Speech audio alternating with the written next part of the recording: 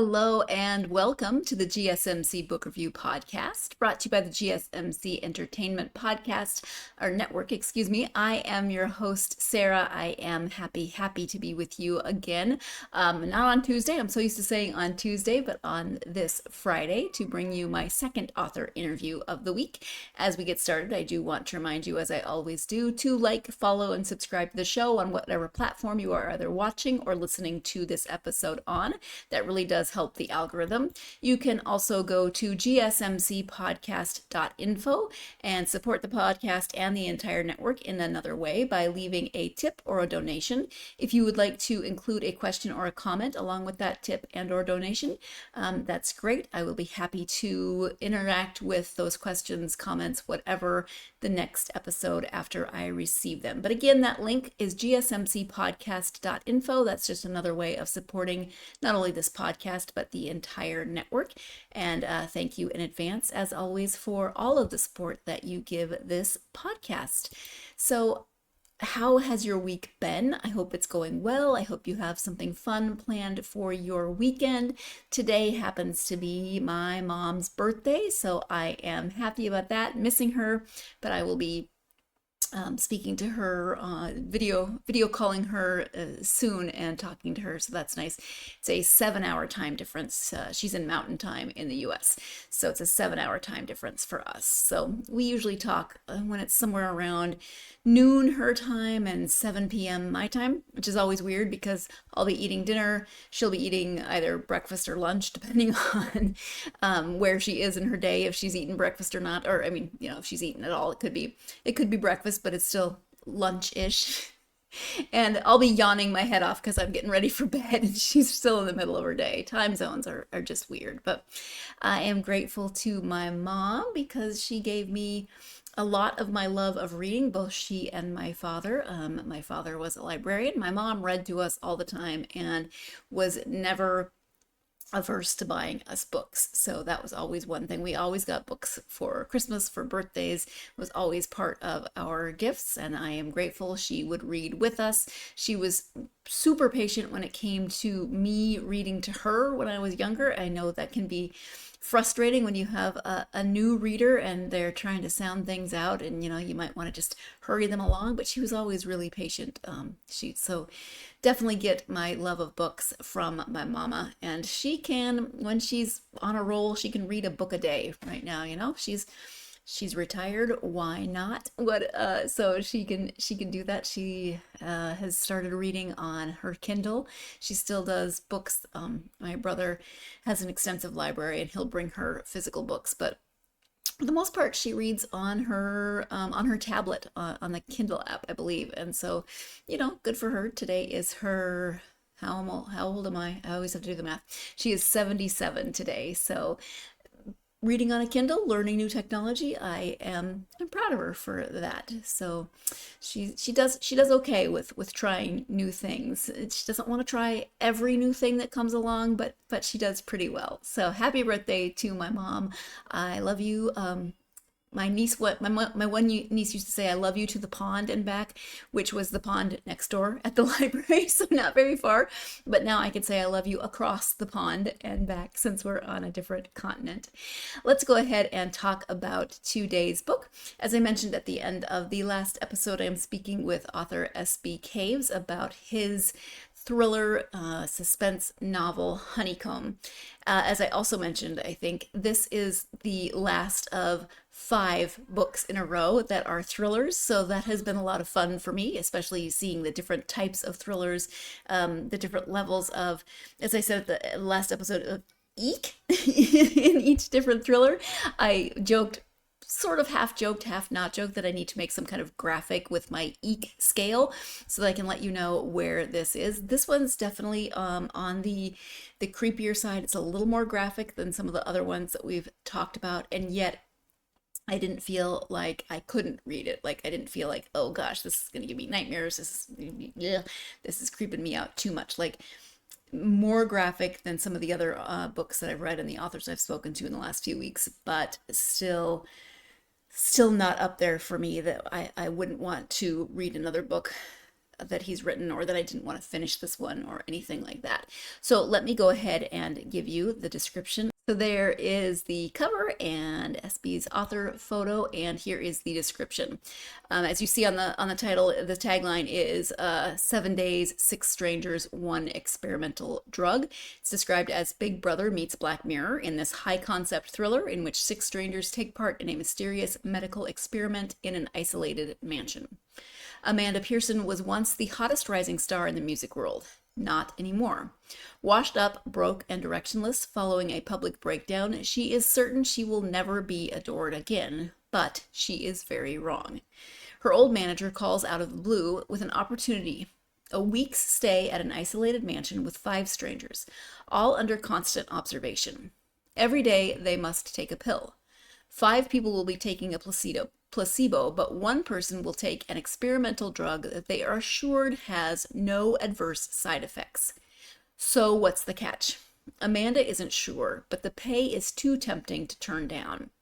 However, it soon becomes clear that this is no ordinary experiment. Each day, Amanda discovers more about her fellow housemates, that the old mansion holds horrifying secrets, and that there is no way out. So that is your description of this week's book, Honeycomb by S.B. Caves. As mentioned, it's a high concept thriller. So you do have Amanda as this main character, she's not a one-hit wonder, but she had a very brief kind of window of fame, and then things very publicly fell apart. And so she's trying to get things back together. She's in debt. The money is a lot of the reason that she agrees to do this. It's not reality TV, but there are cameras everywhere in the mansion. Everything is being watched, and they are taking this experimental drug, but they're told nothing about what it does. Just assured that there's no side effects. Anyway, so she and 5 other people agree to do this, and things quickly go off the rails. I mean, it does not take long, and I can't tell you a lot about what that looks like in terms of things going wrong, but it is intense. And Amanda doesn't know what's going on. We learn more about the other characters and why they're there, and you're trying to figure out, what does this drug do. You do start learning that as it goes on, and you start getting different perspectives through different chapters in the book. It's intense, and like I said, it is a little more graphic than some of the other ones that we have talked about, but again, and we talk about this a little bit in the interview, again, it wasn't to the point for me that I couldn't continue. Like, there were some moments, but not enough where I got the gist that this is not a good scene. This is not a good picture, but I could still keep reading through it. So let's go ahead and start with the interview with Sam. He writes as SB Caves. Let's go ahead. Again, the book is called Honeycomb, and the author is SB Caves. Hi, Sam. Welcome to the podcast. Hello, thank you very much for having me. Thank you for being here. I am excited to have you, and we're going to talk about your new book, Honeycomb. But before we talk about the book, if you would just take a moment to give a brief introduction of yourself so my listeners can get to know you a bit. Absolutely, yeah.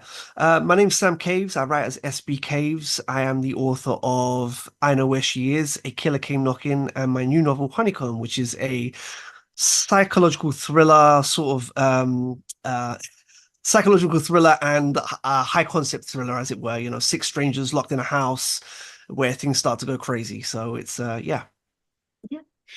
Sorry. When I was sent the email about the book, it was described as Big Brother meets Black Mirror. Do you agree with that assessment?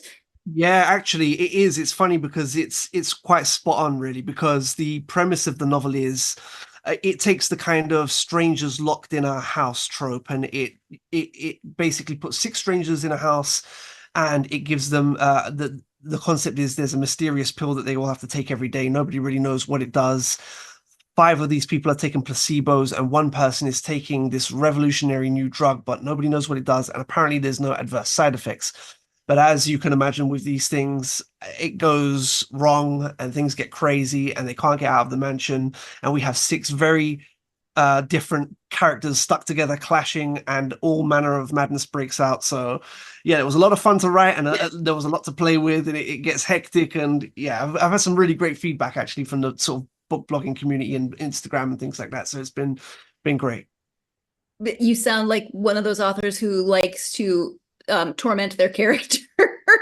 Yeah, well, it's funny because it's so the main character is she's a washed up kind of one hit wonder singer who won this reality TV competition when she was about 19, and she has this one summer where she's number one and everyone knows her and loves her, and then she kind of slips off the other edge of fame and just becomes like a one hit wonder, and then she becomes a bit of a laughing stock and all the rest of it, and she goes through the whole drugs and drink, and she has these weird things where she's going on YouTube and recording these strange messages and just completely has a spiraling, her mental health goes out of control. And then the story actually takes place 6 years after all that's happened, where she's actually sort of back on track with her health and everything, but she's not been able to reestablish her career. And this opportunity comes up to take part in it's kind of pitched to her as a medical experiment with a kind of element of social experiment as well. So she does it because she really her debts are out of control and she's struggling in all kind of other areas. And she's really kind of looking for a chance to kind of get back on track. And she goes through all kinds of weird scenarios in the house, and it's something that it was just fun to make this kind of gauntlet and all these kind of different scenarios that pop up and put her through all this kind of scary stuff. It was actually, yeah, like I said, it was really, really fun to write, actually. It does get quite intense as well, and the story does get quite scary in places with the kind of scenarios that happen, but from my point of kind of sadistic point of view, it was very, very fun, Or what was your initial inspiration or jumping off point for the book? Yeah, so the kind of inspiration came from a few different places. I was on a train once and I had a bit of an unusual thing happen where there was a lady looking at me, kind of an older lady was looking at me across from where I was sitting, and I kind of got the impression that she maybe, I don't know, there was something, she was giving me a very strange look, let's just say. And I kind of went back to reading my book and kind of ignored it. But at that second, I thought to myself, there was a few people down the other end of the train. And I thought, what if they're all looking at me the same way this woman's giving me this weird look? The thought just kind of went through my head. And I kind of looked, and obviously they weren't. But by the time I got out of the train station, this thought kept on spiraling. And then it kind of reversed, where I thought, what if tomorrow when I got on the train, the packed rush hour train, and everyone on this packed rush hour train, because in London you get crushed in the mornings. It's like, any kind of, and I thought, what if everyone's fighting to give me a seat and everyone's being really nice to me and someone's got a coffee for me and someone's acting, everyone's asking me how my day is. And this continues all through my day. When I get to the office, everyone's being super nice. And I thought how strange this would be. And that kind of was one of the jumping off points. And obviously this bounces around your head a little bit. And the other thing that I saw actually was and I happened to just see it by chance. I wasn't searching anything for this on YouTube. A video came up I was like scrolling through my phone, and the video was about a beehive and about how let me get this right now, if you need to put a new queen in the beehive, and if the hive rejects the queen, what happens? So this guy who was a beekeeper was saying basically you need to make something called a queen cage, and I'd never heard that term before. A queen cage is like this little, for those who don't know, probably everyone does, but it almost looks like a matchbox, but it's you put the queen bee in there to basically keep it alive, because if the bees reject it, they'll all try and kill the queen. So it was a really weird concept, and I thought it was just so strange, because you see this guy holding this queen cage with the queen in it, and all the bees are all over his hands because they all want to kill the queen bee. So, and that term queen cage kept going around my head as well. And these kind of things all started the kind of the melting pot of what would then go on to be the novel. So, and then the element of kind of the main character being a reality singer was just because I have a bit of a fascination with one hit wonders. And, we had the show X Factor in the UK and like, American Idol type of thing. But it's like, I always think about these people that are given this crazy platform of enormous fame right away. And a lot of the time what happens is the career just goes away very quickly. Mhm. If those that don't crack on to go and then be, successful, kind of get forgotten about by the next season. And I used to always think, what kind of effect does that have on a person? What does that do to someone who's wanted this particular thing their whole life, and then it's been snatched away from them? So there was a few different things to play around with there. And then obviously the setting, putting it all in one spooky mansion, was just probably just from, I don't know, a lot of gothic horror films that I watch, and just the idea of putting these six very different characters in a spooky setting that I could play around with, the shadows stretching down the corridors and all the rest of it. So Right. I love how many inspirations and jumping off points this book has. It's there's so many different elements, and you can see them all in the story, how that thought sparked this particular storyline or part of the plot. So I don't know, I find that stuff interesting. Hopefully you do too. We are going to take our first break of this podcast. When we come back, we are going to be talking about a little bit more about social media, how it affects Amanda, how the fact that she rose to fame and then fell from fame in such a public manner in this time and place really affects her character and her storyline. We're going to be talking about that. So you are tuned in to the GSMC Book Review Podcast, and I will be right back. Mm-hmm. Mm-hmm. Mm-hmm. Let's go. I wake up to a little bit of drool on my pillow, feel like it's gonna be a bad day. Yeah, I'm tired of shit, and the coffee ain't hit yet, damn, ain't that great. I don't wanna go to work, cause my boss is a jerk, and I'm not even that paid. I need a change in my life, cause I don't feel alive, and there's nothing that makes me happy. Hold my beer for a minute, I'm about to quit my job, cash in for a ticket. I'm going on a trip and I don't plan to visit. I'm gonna stay there till I feel like I'm winning, and this is just the beginning. I need a big change, help me feel like living. I need a big swing, home runs I'm hitting, and I'll never look back, moving on till I get it all. And we all got dreams, we all want things, but what you gonna do for it? How you gonna move for it? What you gonna be? And do you believe you can do anything? Welcome back to the GSMC Book Review Podcast and my conversation with author S.B. Caves. Before the break, we were talking about the jumping off points of the book, the inspiration of the book. As we get back into segment 2, I do want to remind you one more time that if you want to support the podcast in a slightly different way, you can go to gsmcpodcast.info. There you can leave a tip or a donation. Again, if you want to leave a question or a comment with that tip, that is great. Love to interact with you. I would be happy to engage with those questions or comments. But again, if you want to help the podcast and the entire network by leaving a tip or donation, you can do so by going to gsmcpodcast.info, and anything is greatly appreciated. So as I mentioned, we were talking about jumping off points, inspiration points for Honeycomb, and I was mentioning before the break that I did love how many different ideas sparked thoughts in Sam's brain for this book. So let's go ahead now and return to the interview with Sam. Well, and to your point of the people that we see who win these reality shows and what happens to them, also the amount of social media that's out there. You mentioned that the main character has some YouTube incidents, and exactly, you used to be able to sort of fade into obscurity, whether that's good or bad. You could fade into obscurity. Nowadays, it's a lot harder to be able to do and that kind of worries me a lot as well for things like my kids when they grow up, because obviously when I grew up it wasn't really a thing, social media, so that was much more when I was an adult. But it's like, it's a weird thing, I think, for especially young kids now. My kids, I've got a 5-year-old and a 2-year-old boy, and so obviously they're not on social media, but there's older kids like that are on it now, and it's just to me it seems like can be a very dangerous place, obviously a very strange place.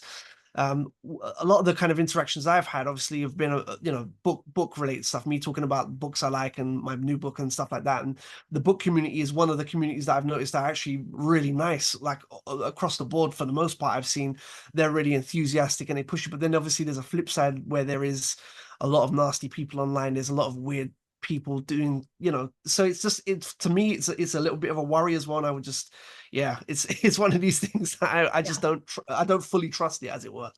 Absolutely. Well, the main character, Amanda, can you talk a Yeah, little bit more about her? What do you think will sure. resonate with her for readers? So Amanda is essentially a when she wins this competition, she's 19, but she is literally a kind of your working class girl who basically had this ambition, this burning ambition. She achieved the goal at a very young age, and she got given a lot at a young age that she couldn't really handle. And now the situation is years later, she's got a bit of wisdom because she's had so much life experience by this point. But she's also been through the drink and the drugs, and she's had a really torrid time. She's also still dealing with paranoia because she's being kind of mocked in the magazines that will say, like, do you remember Amanda Pearson? Well, this is what she looks now. She's put on weight and all this. So even though she's kind of not a celebrity anymore, there's still, because in the UK especially, there is this tradition of really horrid like tabloid things. And I Oh know no, in the those States, headlines are everywhere. You right, remember so exactly right. so here's Exactly. what they look like now. Like it's Yeah, just exactly clickbait. right. Yeah, and it's just so she's been dealing with that, but she really just still has this burning ambition to prove to people that no, she's not actually this one-hit wonder. She still has the capability of being a star, and it's a weird thing where she's still kind of on a journey to prove a lot of people wrong and to prove that she is actually not a one-hit wonder and that she's still kind of chasing fame. And in a way, like obviously the novel does deal with drugs and this mysterious drug and her drug past, but also the idea that fame and the level of fame that she had can actually be a drug in itself, and that it's something that she would actively chase once it's gone, and that need to be liked or to be, admired is actually as addictive as anything as well. So I think that that idea may resonate with a lot of people because obviously, you see a lot of influencers and TikTok people and things like that who get very big online and things, and it's kind of it goes into that a little bit, but it's also there's a quote by a comedian called Patrice O'Neill, and he says something like, I can't remember the whole quote, but the quote is something like fame is a beast that basically chews people up and it spits them out.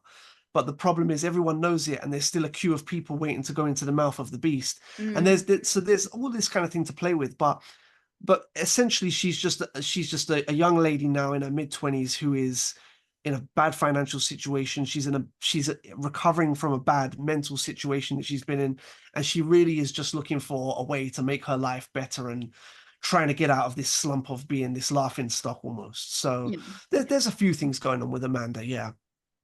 When it comes to your characters, Amanda for sure because she's the protagonist, but the other characters in the house as well. Did you have really good pictures of them in your head when you started, or did those kind of develop as you got to know them through the scenarios you put them in, or a combination thereof?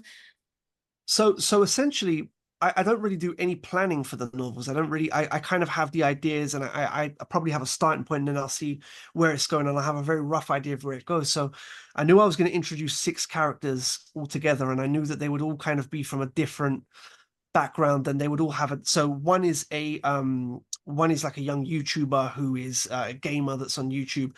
One is a stand-up comedian. One is like, they've all got something different going on. And the whole challenge really with this book, because I've never written a book where I've had to deal with a lot of different personalities as main characters in one kind of confined space. And the challenge really is that they all have to kind of be different and interesting, but they all have to kind of seem not just eccentric stereotypes, but they all have to be lived in, if that makes sense. They all have to have a past that isn't just, oh, I used to be a comedian or I used to be an actor. They all have to be people first. And so the challenge when I'm writing it is really, in a way, and this is going to sound a bit kind of mystical when it doesn't mean to be, but when I start writing, I'll have the vaguest idea of what they look like, maybe their age and kind of like their weight or something like that, maybe one defining feature. And then I kind of see where it goes through the interactions, and I say, okay, well, this guy's being really sarcastic and really awful, but there has to be a reason why he's like that. And it's a weird thing where because I don't plan anything, I keep saying this in other kind of interviews that I've been doing, is that I think that the story downloads from a different part of my brain. So it's like almost as you're writing it, they're revealing things to you as you're writing. So so there's not an awful lot of character building that I do beforehand, like prep work. It's because it's all just discovered on the job in a way, and that kind of makes it a bit more spontaneous, and actually things happen that I don't think would normally happen if I had planned it, if that makes sense, because I would have a tight structure, whereas this is a lot looser and things can happen that maybe wouldn't normally happen. So Yeah. And we, as the reader, learn a little bit more about each character's past and backstory as we go through the book. So is that kind of how that works for you as those ideas come to you and as you get to know the characters more than you interject that to the story? yeah, so I knew I had to kind of I had to give you the backstory on these characters because obviously you can't just have the surface level, and it's obviously a lot better for the reader to know to sympathize as well with the other characters, even though when things go crazy in the house, they don't become the most sympathetic characters, and they do all manner of mad things, and it does get very tense. But the idea was that okay, each of these people has a backstory, and if I could give one scene for each of them that would kind of define who this person is and why they're in the house, why they're having to take this risk of taking this unusual drug that no one knows what it does, but they're kind of given the idea that it's safe when it may or may not be. I had to kind of know why they would put themselves in that situation, not just for financial gain, because not everyone would do it just for the promise of a few £1,000s or dollars or whatever. So I had to kind of write the backstories and a dramatic scene for each one that would kind of tell you, okay, this is who this person is, and this is information that the other characters aren't going to get in the book, but the reader knows it, and this gives you a better understanding of what's going on in their heads as well. So that was kind of important to the book, I think. Mm-hmm. Were there any particular types of research that you did for the book, or was it kind of all just speculative from your brain? No real research. I think it was just no, actually I tell a lie. There was one thing I did a research. I think I looked at like the world's worst, like not the world's worst experiments, but the worst kind of social experiments. Not worst, that's the wrong word. It was kind of like the most controversial social experiments that had ever been undertaken through history, and there was all these kind of things that you would think would be illegal, which probably the really kind of dangerous things that people have put themselves through in the name of kind of research, and a lot of it was social experiments. What happens if we do this to one person and do this to another person? And there was a kind of an element of just reading a few stories about that, but really I had an idea that I knew what this drug was going to do. I knew what it was going to do to the other people. The actual real challenge for the book was not so much doing any kind of research or anything like that, because I knew they were all going to end up in this house. The real kind of challenge for me that I couldn't really research until I had to just kind of write it out was, what am I going to do with 6 people in this house beyond once you have, okay, they're all clashing characters, they're all maybe having arguments, they're bickering. You've got that, but then you have to keep the ball rolling. You have to give these people something to do. There has to be twists. The readers are going to expect twists and turns. We have to give these people little missions and little things to go on, and it was just kind of keeping plates spinning and making sure that at no point did it feel like the story was plateauing because there's an element of boredom in the house, if that makes sense. So that was a new challenge in a way, just trying to keep these 6 plates spinning. So but no research really. Yeah. There could have been a little more boredom. Would you, No, it is once it gets going, it goes, and there's it's funny, but that's a good point you make, because I think that the way I write, so what I normally try and do when I start a novel is I try and do the whole Stephen King thing where he says you do 2,000 words a day and you do it every day, and I generally do that, and I because I write at night when everyone's in bed, so that I know I'm not going to be disturbed. So I'm very tired at this point, so I'm trying to get these 2,000 words done. You pick up steam, but what actually starts to happen is that you're writing really fast, and it's something like an aggressive way of writing it that way, in that you're not really giving yourself much time to breathe. And actually it is kind of a fault of mine, in as much as sometimes I feel like there could actually be an element of, you could actually slow this down and let things breathe a little bit and not be so put to the floor. And that is something that I think benefits a lot of books. And my writing, just because of the technique and the way that I do it, just has always generally been like that. But it's funny you say that, because also an old agent of mine once told me that when we were going through one of my manuscripts, and there was a chapter right near the end, so all this crazy stuff's kicking off, and then there's a calm chapter, and he said, no, you have to take this calm chapter out. And he said, because what you've actually done is you can have the book like a roller coaster up until a point, but once you hit this point where it starts going up, up, up, up, up, up, up, it has to just woof, go down. There's no, oh no, we have to have a break now. There's none of that. Once you've hit here, he basically said like, once you've gone too critical now, you have to. There's no like, okay, let's take a chapter off and just So yeah. Yeah, once you get to that point, if there had been one of those chapters, I think the reader just gets taken out of the like, wait, what, why? Jarring, yeah. Understand that. Obviously with books like this, we cannot talk about the end. We can't even really talk about much beyond that initial, but did you always know it was going to end like this, or did it just kind of come out of the writing? Did it surprise you? Yeah, so everything is really a surprise when I'm writing it, and because of the way I'm writing it, I'm finding out, like I say, on the job. I'm just kind of putting a shift in on the laptop, and I'm working through everything, and there's bad things that happen sometimes, in as much as sometimes you can write yourself into a wall. And funny enough, with this particular book, this is one of the few times I didn't write myself into a wall at all, which is funny because there's lots of different things going on, lots of twists and turns. It just happened quite seamlessly that everything happened the way it did. But with the ending, where there's a couple of twists at the end, it's I mean, and that's to be expected, right, with this kind of book. But I kind of got to a point in the book and I thought, okay, so this is actually what's going to happen. This is what is going to happen.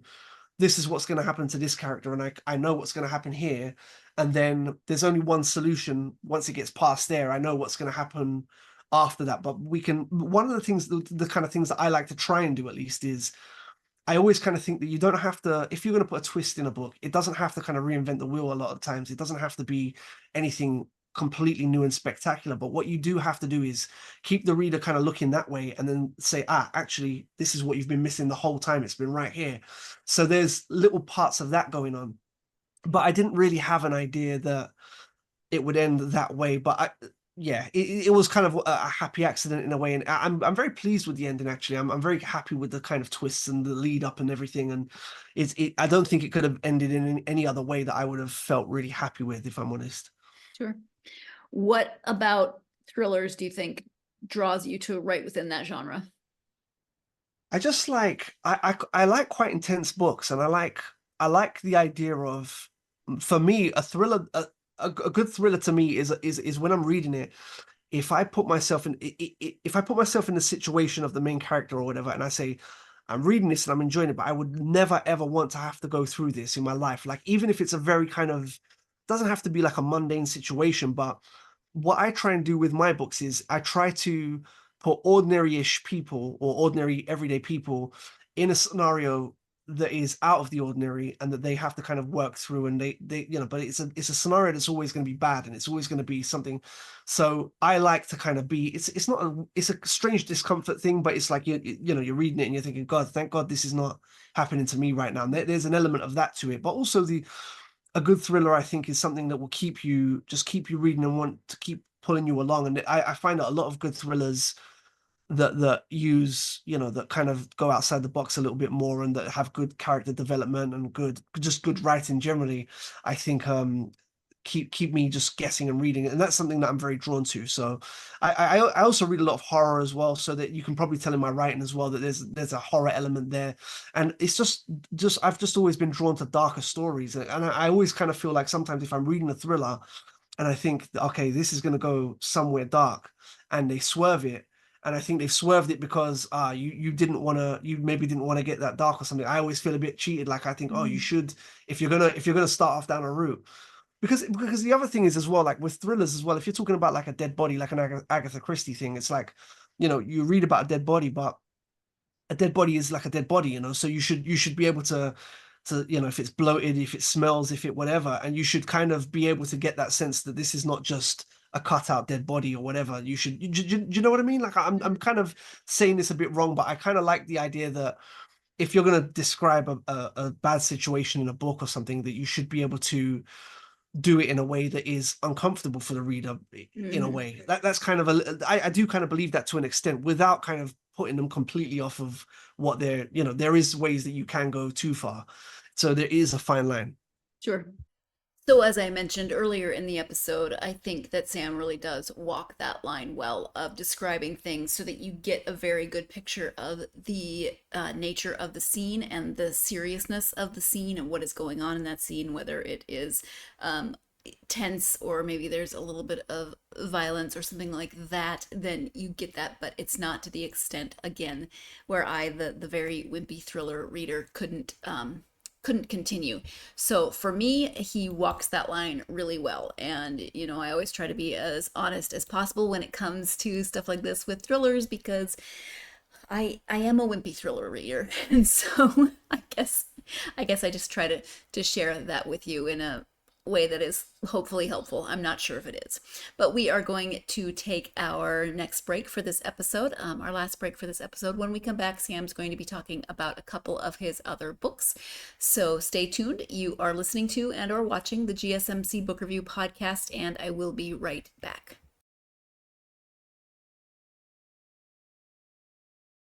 For the best and latest podcasts available anywhere, go to the podcast app on your cell phone and type in GSMC to access free content-rich podcasts on health and wellness, book reviews, sports, entertainment, relationships, social media, movies, technology, finance, and even weird news. Subscribe and download the GSMC Podcast Network's family of shows, available everywhere podcasts are found. Welcome back to the GSMC Book Review Podcast and my conversation with SB Caves. Again, we have been talking about his book Honeycomb. Before the break, he was talking about walking that line between making sure that a scene conveys the message that it's trying to convey, giving that sense, whether that's sight, sound, smell, whatever sense it is, giving a really good picture with all of the senses engaged without crossing the line into too graphic or the eek factor, as I keep saying. So let's go ahead now and return to the conclusion of this conversation with Sam. You mentioned a couple other books in your introduction. Do you want to touch on anything else that you've written as well? Yeah, sure. So I wrote a novel called I Know Where She Is, and that premise was, again, the premise of this book is about a lady whose daughter is kidnapped from a mall. It's set in America, and they never find her. And as the 10-year anniversary of the disappearance is approaching, she gets a letter through the door saying, "I know where she is." Now, by this point, she's been to TV psychics. She's done everything. She's cooperated with every investigation and everything. And her husband has had her declared dead. Her husband, who she's separated from now, has had the child declared dead. But the mother has always kept this belief alive. No, she is out there, and she decides to follow this strange clue, and it leads her down this very horrible kind of. It's very dark, but it leads her down to a kind of a kidnap cult, for lack of a better, kidnap cult that's kidnaps children.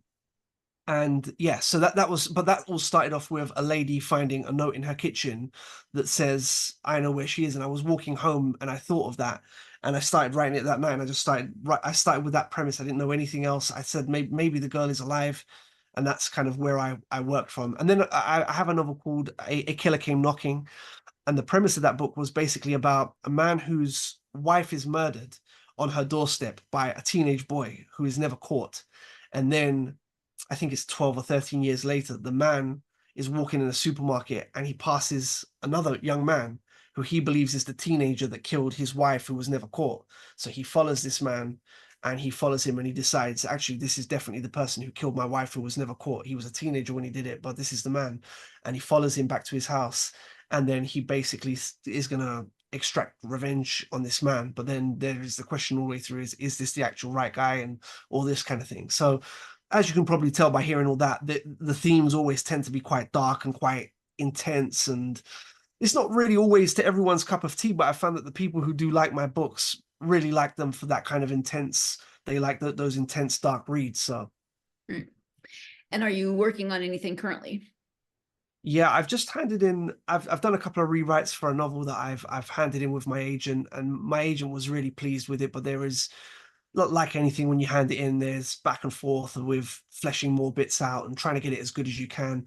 So I have another thriller that's lined up. That the premise, without kind of giving too much away of that, is about a young girl that when she was a teenager, her and a friend killed this celebrity, and it was the biggest news ever. And then 25 years later, there's going to be a Netflix documentary about it, and whether or not she did or did not commit this crime, and a separate documentary team want to film her and go through everything, and it's basically telling the story of what happened on that night. And that's the premise. Yeah.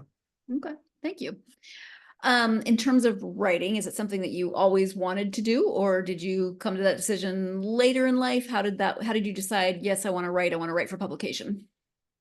So when I was younger, there was always a thing where if I was either watching something or if I was reading a comic or something, I would always like to kind of write a version of that. I would try and write a story that was like that because I'd be so impressed with it. And when I was younger, Goosebumps was really huge in my school. And that was the first thing that actually said, I'm going to try and write a long story. So it was like 5 or 6 A4 pages where I'm saying, okay, but they're basically going to copy whatever Goosebumps book I'd written. So I'm like 9 or 10 at this point. But that kind of got me interested in the idea of creating my own stories. My mom would always say, now try and write one of your own kind of thing. And so I'd be, okay. And this is something that just reading a lot of books and always being interested in writing. And then in my late teens, I decided to really try and take it seriously and really start putting my effort into it and saying, okay, I'm really going to try and write a novel now. And, you write a lot of practice novels and just a lot of them are clunkers and they're not all great, but it's just getting you to the point where you feel confident enough to say, actually, I'm getting quite good now. And I think I can, I can probably get an agent now so it was just a process like that, really. But I've always really wanted to write, and I've always just been inspired whenever I see something, a book or a film or whatever. And I have this mind where it a little bit obsessive. So I'll always be thinking, always. So if I'm working on a book or anything, I'm always thinking about stories. I'm always thinking about plots. I'm always thinking about characters and scenarios, and it just doesn't turn off. So it's at this point now where it's a little bit obsessive, but that's the way it works for me. As long as it works for you, that's the main thing. From that experience, then, what advice would you have for aspiring authors?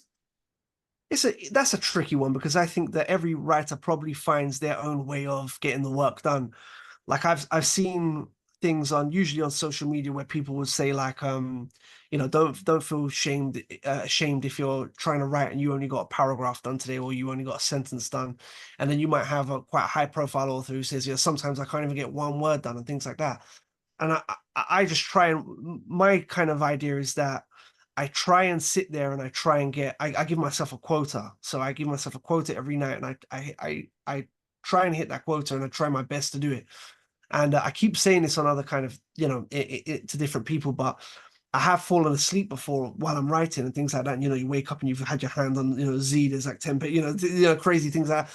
But it is true, because I'll be so exhausted, but I get to a point where I think, all right, I can't have a night off because I have to get this done, because I'm a big believer in momentum. So my advice would be, if you're going to sit down and write something, you have to first kind of not give yourself an excuse not to write, because there's always going to be Netflix, there's always going to be video games, there's always going to be your friends on WhatsApp and calling and social media. You have to be able to sit down and say, no, I'm going to actually write, and I'm going to get 2 pages done. I'm going to sit down and I'm going to do the work, because you will very easily convince yourself not to do it if you hit a point that feels hard. And my whole thing is just keep writing, push through any hard parts. And that would be my main bit of advice, really, just to not give yourself the excuse of I don't have time either. Because I even thought, I think it was Shirley Jackson. I'm sure it was Shirley Jackson, although this is probably going to be wrong now that I've said that. But Shirley Jackson, I'm sure I read something that she had a few kids and she would write with the kids in the house, doing in between, kind of doing other things, like doing, I don't know, whatever, cooking dinner or something like that. I'm sure it was Shirley Jackson. I'm sorry if I've got this wrong, but if it's Shirley Jackson, that's great. But the thing was, she would be writing a novel or a story, and her kids would be in the house doing whatever, and she would kind of be alternating from doing housework or doing whatever, and then with her, being with her kids, and then writing. So she would get the work done. So that would be my advice to readers, to writers, really. Just sit down, don't talk about it, just be about it, do the work, because it is also work, as fun as it can be, and it can be mentally draining as well. So you do have to think of it as work sometimes, and you have to say, yeah, I have to get it done. So Yeah, absolutely. So when you take the time to read just for you, do you tend to gravitate toward thrillers, towards horror, or what are your go-to genres and authors? yeah, generally speaking, thrillers and horrors, but I try to read a little bit across the board, to be honest. If I get recommended a really good book, or my wife reads a lot of literary fiction, and she will always say, oh, you might like this. And, sometimes I always try and read, like, at least one Haruki Murakami book a year and things like that. So I do try to read quite broadly, but yeah, generally speaking, it'll be thrillers and horrors and, yeah, suspense, mysteries and things like that. Yeah. What about with your kids? You said they're 2 and 5. What are you reading with them? Probably not horror, right? No, no, no, no, Maybe. no. But funny enough, my oldest son, he's 5, and so both my kids are really into books, because we make a big thing, obviously, of books at bedtime and everything else. And my oldest son, he's really into spooky things. He does get scared quite easily, but he's really into, like, zombies and things like this. So he'll want to read that, and then it might get a bit too intense and real for him, and then he'll be like, no, okay, actually, Dad, let's cut this off. But at the minute, he really enjoys, I don't know if this is that big in America or elsewhere other than the UK, but Horrid Henry. Do you know Horrid Henry Heard of books? it. I've Yeah. not read them, but I've heard them. Yeah, so for his kind of age group, 5 years old, Horrid Henry's just this naughty boy that's always being naughty and always getting in trouble and trying to get his brother into trouble, and he loves it, because me and my son will sit there reading these, and he'll be howling at something, really, like he calls his little brother like a poopy face or something like that, and my Sure. son will nearly fall out of bed laughing, and I'll be laughing as well, because it's just like a really nice thing, But and my younger boy, he just likes so he loves dinosaurs as well, but he likes. There's a series actually called Grumpy Monkey that he really likes, and it's about this monkey who's always in a bad mood, and if he doesn't get his bananas, he goes crazy and things like that. So it's very you can be very expressive with it, and you can so it's funny, because I catch him, he's just kind of like still learning to talk, he's still babbling and things like that, and he's babbling along to the book by himself, like pretending to read it as well. So that's quite cute. So Yeah. but we're quite big on making sure the kids get their reading in. Yeah. Sure, absolutely. I mean, I don't know. I can relate to Grumpy Monkey, I think. Yeah, same here. I always feel like a grumpy monkey, believe me. Yes. Yeah.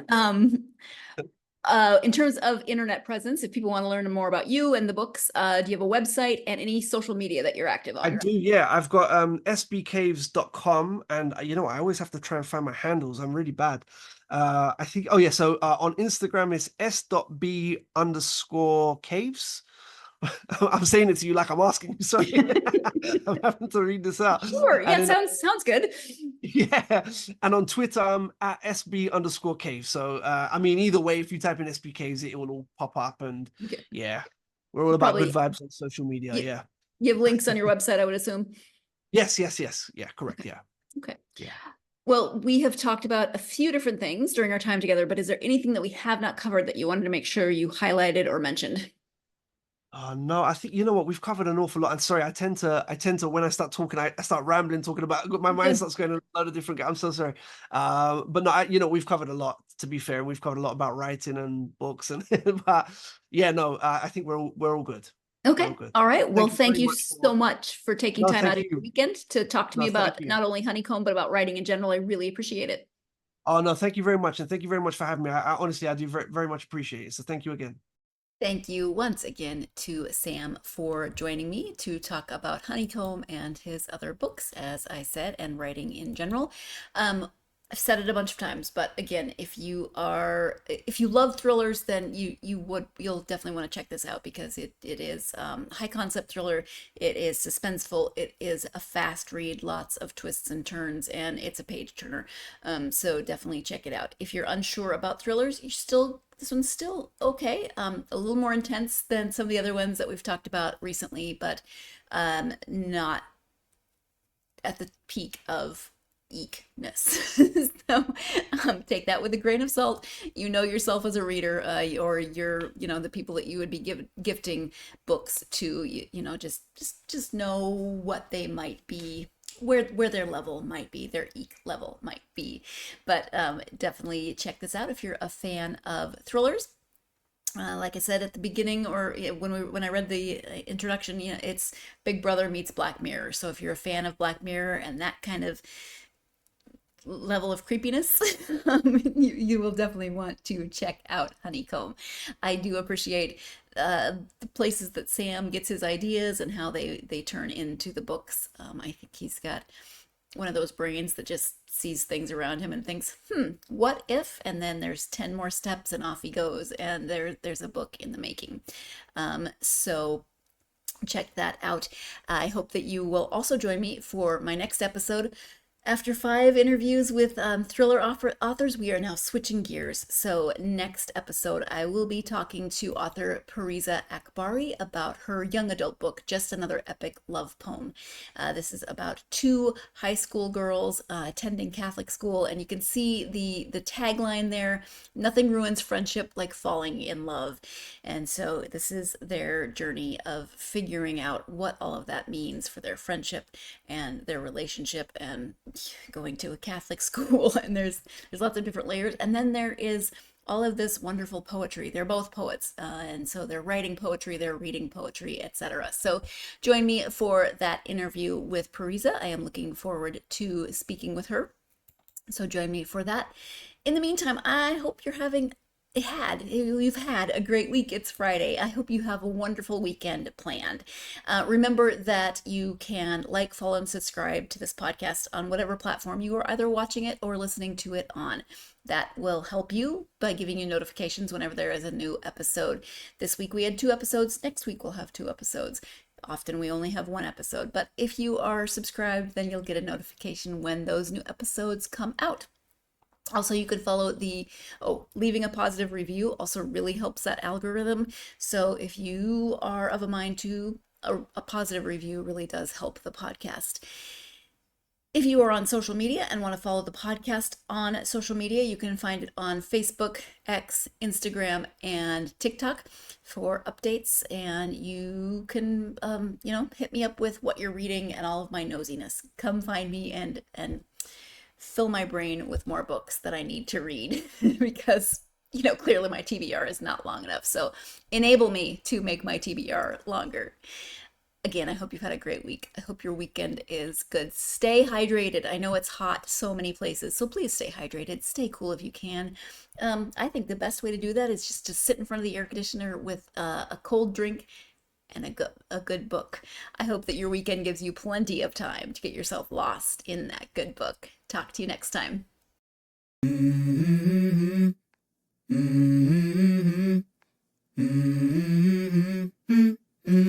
Let's go. I wake up to a little bit of drool on my pillow, feel like it's gonna be a bad day. Yeah, I'm tired of shit, and the coffee ain't hit yet, damn, ain't that great. I don't wanna go to